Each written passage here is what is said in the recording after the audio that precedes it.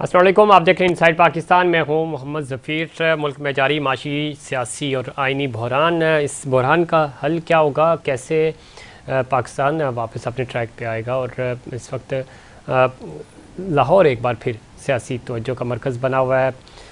آصف علی زرداری جو ہیں وہ موجود ہیں وہاں پہ، اور مشن لاہور لے کر چونکہ پاکستان تحریک انصاف کی جو لیڈرشپ ہے وہ آہستہ آہستہ پاکستان تحریک انصاف کو چھوڑتی چلی جا رہی ہے، اور ہم دیکھ رہے ہیں کہ جو مختلف گروپس ہیں وہ بھرپور طریقے سے سیاست کرتے ہوئے نظر آ رہے ہیں۔ شاہ محمود قریشی کی آج چیئرمین پی ٹی آئی سے ملاقات بھی ہوئی، طویل ملاقات تھی، اور بڑا کچھ اس کے اندر ڈسکس ہوا بھی، اور بہت سارے فیصلے ہونے تھے، لیکن کیا قریشی فارمولہ جو ہے وہ کامیاب ہوا یا ناکام؟ اب تک معاملات جو ہے وہ ڈیڈ لاک برقرار ہے۔ خان صاحب کے پاس جو میسج لے کر آئے تھے وہ شاید اس طرح کنونس نہیں ہو سکے، اور شاہ محمود قریشی جو کہ کل کہہ رہے تھے کہ میں میڈیا سے بات کروں گا اور پھر ڈیٹیل بتاؤں گا، چونکہ چیئرمین پی ٹی آئی سے ملاقات کرنے کے بعد وہ خاموشی سے چلے گئے۔ اس کے بعد کی جو ڈیولپمنٹس ہیں وہ بڑی خطرناک بھی ہیں، اور خاص طور پہ جب ہم دیکھتے ہیں پاکستان تحریک انصاف کا مستقبل، وہ ہمیں خطرناک نظر آ رہا ہے، اور یہی وجہ ہے کہ تمام لیڈرشپ جو ہے وہ ان کو چھوڑ کر دوسری پارٹیز میں یا اپنے الگ گروپس کی شکل میں سامنے آ رہے ہیں۔ الیکشن 2023 میں ہوں گے یا نہیں ہوں گے، اور کیا یہ صاف شفاف الیکشنز ہوں گے؟ ان الیکشنز کے نتائج قابل قبول ہوں گے یا نہیں؟ یہ سب سے بڑا سوال ہے۔ دوسری طرف فارمیشن کمانڈر کانفرنس، غیر معمولی کانفرنس ہوئی آج، اور اس کانفرنس میں ملک اور افواج پاکستان کو بدنام کرنے کے ناپاک عزائم کو ناکام بنایا جائے گا۔ آرمی چیف اور فارمیشن کمانڈر کانفرنس میں یہ بات بھی ہوئی کہ فوجی تنصیبات پر حملہ کرنے والوں کو انصاف کے کٹہرے میں لایا جائے گا، اور ساتھ ہی ساتھ قانون نافذ کرنے والے اداروں اور سیکیورٹی فورسز پر پرتشدد حملے، انسانی حقوق کی خلاف ورزیوں اور سیاسی سرگرمیوں کو روکنے کی بے بنیاد الزامات کا مقصد عوام کو گمراہ کرنا اور مسلح افواج کو بدنام کرنے کی مذموم سیاسی مفادات کا حصول ہے۔ آرمی چیف اور ساتھ ہی ساتھ جو شرکا تھے ان کی طرف سے کہا گیا کہ ریاستی اداروں کے خلاف نفرت پروان چڑھانے اور ملک میں افراتفری پھیلانے والوں کے خلاف گہرا تنگ کرنے کی ضرورت پر زور بھی دیا گیا۔ بڑی امپورٹنٹ یہ فارمیشن کانفرنس تھی، اور خاص طور پہ جو پروپیگنڈا اس وقت کیا گیا ہے ملک پاکستان اور افواج پاکستان کے حوالے سے، اس کے اوپر بھی کھل کر بات کی گئی، اور ساتھ ہی ساتھ آرمی چیف نے یہ بھی کہا کہ کثرت سے جمع کیے گئے ناقابل تردید شواہد کو نہ تو جھٹلایا جا سکتا ہے اور نہ ہی بگاڑا جا سکتا ہے۔ یہ بڑا امپورٹنٹ بیان ہے، اور افواج پاکستان یہ سمجھتے ہیں کہ ملک کی سلامتی اور استحکام کے لیے کسی بھی قربانی سے وہ دریغ نہیں کریں گے۔ یہ کانفرنس کے شرکا کا عزم ہے۔ اس بار پہ بار بار زور دیا گیا، اور شرکا کے جو جتنے بھی اس میں جرنیلز تھے، کمانڈرز تھے، انہوں نے اس عزم کا اظہار کیا کہ ملک پاکستان پہ اور افواج پاکستان پہ کسی بھی طرح کی کوئی آنچ نہیں آنے دی جائے گی۔ یہ بڑا اب چونکہ اس کے بعد سے جو ڈسکشنز ہو رہی ہیں، جو لوگ اس میں جو سہولت کار تھے، ماسٹر مائنڈ تھے، ان کے خلاف بھی کارروائیاں ہوں گی۔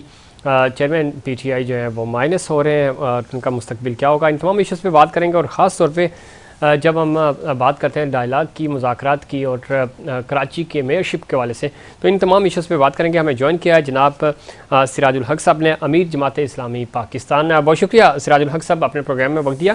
بتائیے گا، ایک تو اس وقت تناؤ کی صورتحال ہے، بہت زیادہ کشیدگی ہے، آپ نے کوششیں کی تھی کہ کسی بھی طرح مذاکرات کی طرف معاملات آگے بڑھیں ہیں، مذاکرات کے لیے آپ نے اپنا انپٹ دینے کی کوششیں کی تھی، قومی اتفاق رائے ہو سکے۔ ان حالات میں آپ کو لگتا ہے کہ ظاہر ہے اب ماحول بن رہا ہے، لاہور مرکز بنا ہوا ہے اس وقت پاکستان کی سیاست کا، الیکشن اگر اس سال ہوتے ہیں، الیکشن آپ کو ہوتے ہوئے ایک تو نظر آ رہے ہیں ممکن ہوں گے، اور ان کے نتائج آپ کی نظر میں قابل قبول ہوں گے یا نہیں؟ بسم اللہ الرحمن الرحیم۔ پہلی بات تو یہ ہے کہ پاکستان اس وقت جن مسائل سے دوچار ہے، اس کا حل نہ موجودہ حکومت کے ساتھ ہے، نہ عدلیہ کے ساتھ ہے، نہ اسٹیبلشمنٹ کے ساتھ ہے، اور نہ پرانے لوگوں کے ساتھ اس کا حل تھا جنہوں نے حکومت کی۔ مسائل کی صرف ایک ہی حل ہے کہ عوام کو اختیار دیا جائے اور اس اختیار دینے کا نام الیکشن ہے.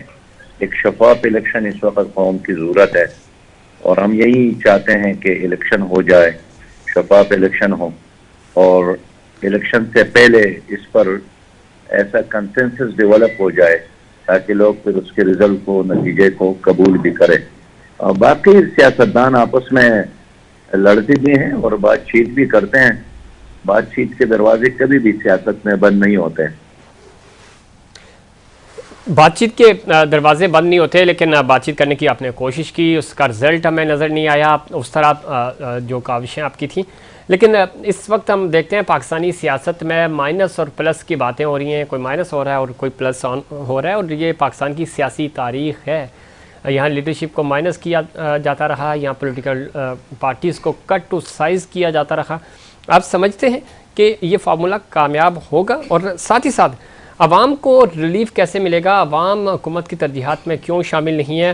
اور ووٹ کو عزت, یعنی عوام کا جو ووٹ ہے اس کو کون عزت دے گا جس کے بعد؟ دیکھیے, میں اس لیے سمجھتا ہوں کہ معاشی بدحالی ہے, IMF کے ساتھ معاہدہ نہیں ہو رہا ہے, اور اس کی بنیادی وجہ یہی ہے.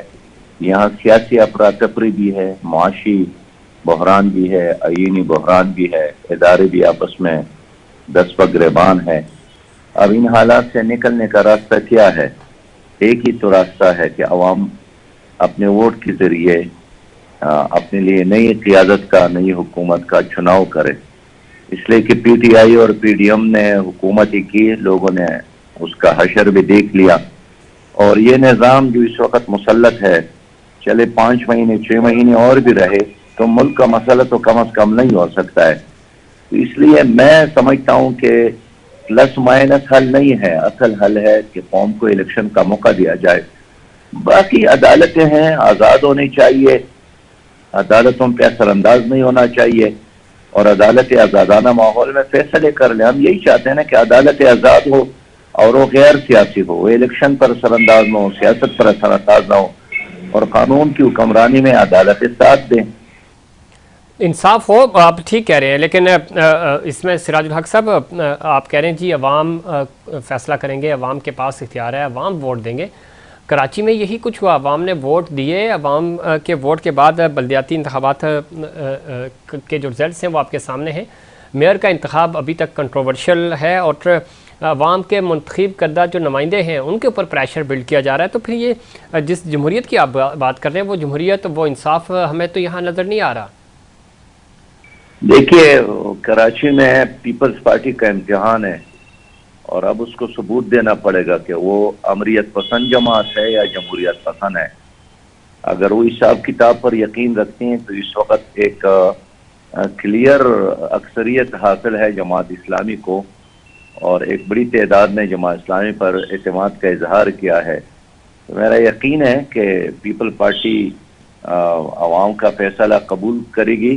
اگر ایسا نہیں کرتی ہے تو اس کا مطلب یہ ہے کہ وہ جمہوریت پر یقین نہیں رکھتی ہے, وہ عوام کے فیصلے کو اہمیت نہیں دیتی ہے. جو پارٹی ایسا کرے گی عوام پھر خود اس کا احتساب کرنا بھی جانتے ہیں. میں آپ کو یقین دلاتا ہوں کہ کسی بھی صورت میں وہاں پیپل پارٹی کا میئر نہیں آئے گا, اس لیے کہ ان کے ساتھ تعداد پورا نہیں ہے. اب کیسے 165 اور 193 برابر کریں گے؟ اگر آپ یہ سمجھتے ہیں کہ وہ دباؤ ڈال کر یا لوگوں کا اغوا کر کے یا لوگوں کو خرید کر شہریوں کے فیصلے کو تبدیل کریں گے تو یہ بھی ان کا بول ہے, اور ہر قیمت پر ہم چاہیں گے کہ شہریوں نے جو فیصلہ کیا ہے اس کو آنر کیا جائے.